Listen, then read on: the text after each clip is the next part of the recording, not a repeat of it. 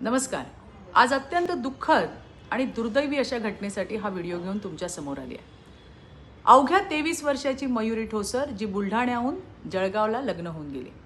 लग्नाला झाले फक्त 4 महिने आणि तिला सासरी हुंड्यासाठी पैशासाठी अत्यंत छळ केला गेला.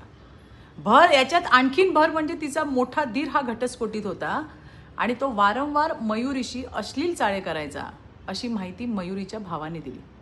9 सप्टेंबर म्हणजे आत्ताच 9 सप्टेंबर 2025ला मयुरीचा वाढदिवस होता. सासरच्यांनी त्यासाठी सुद्धा मयुरीच्या माहेरच्यांकडनं पैसे मागितले आणि कदाचित तिच्या मनाविरुद्धच हा वाढदिवस साजरा करण्यात आला. कारण 10 सप्टेंबर 2025ला संध्याकाळी मयुरीने घरात कोणी नसताना गळफास घेऊन आत्महत्या केली. मी तर म्हणेन ही आत्महत्या नाही तर सासरच्या नराधमांनी तिचा जीव घेतला. आणि यानंतर मयुरीचा भाऊ आणि तिच्या आईवडिलांनी तिच्या सासरच्यांच्या विरोधात पोलिसांकडे तक्रार केली. आणि आता मयुरीचा नवरा गौरव ठोसर, दीर गणेश ठोसर, सासू लता ठोसर, सासरे किशोर ठोसर या सगळ्यांना अटक झाली आहे.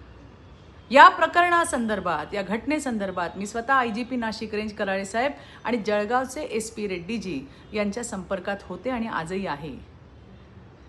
जळगावचे SP रेड्डीजी यांनी स्वतः मयुरीच्या वडिलांशी म्हणजे बुडकुलेंशी त्यांनी फोन करून बोललेले आहेत. काय कारवाई पोलीस करतात हे तिच्या वडिलांना सांगितलंय. मयुरीचा जीव घेणाऱ्या हरामखोरांना सोडणार तर नाहीच. मयुरीला न्याय नक्की मिळेल. वैष्णवी हगवणेनंतर आता मयुरी ठोसरचा या हुंडाबळीच्या क्रूर मानसिकतेने बळी घेतलाय. मुलींनो, यापूर्वीही मी तुम्हाला अनेकदा सांगितलंय, अगं नका स्वतःचा जीव देऊ, स्वतःचा बळी जाऊ देऊ नका ग. त्यापेक्षा हिम्मत करून स्वतःसाठी स्टँड घ्या. गरज पडली 112 नंबरवरती मदत मागा. देवा भाऊने तुमच्या मदतीसाठी या नंबरची निर्मिती केली आहे. काही मिनिटातच तिथं पोलिसांची मदत तुम्हाला मिळेल. आता या हरामखोरांना मयुरीला ज्यांनी मारलं या हरामखोरांना शिक्षा तर होईलच, कठोरातली कठोर शिक्षा मिळेल. पण ती पाहायला आज मयुरी समोर नसेल आणि त्यामुळे जीव देणे हा पर्याय नाही हे मनाशी पक्क ठरवा आणि स्वतःसाठी लढा. धन्यवाद. जय हिंद, जय महाराष्ट्र.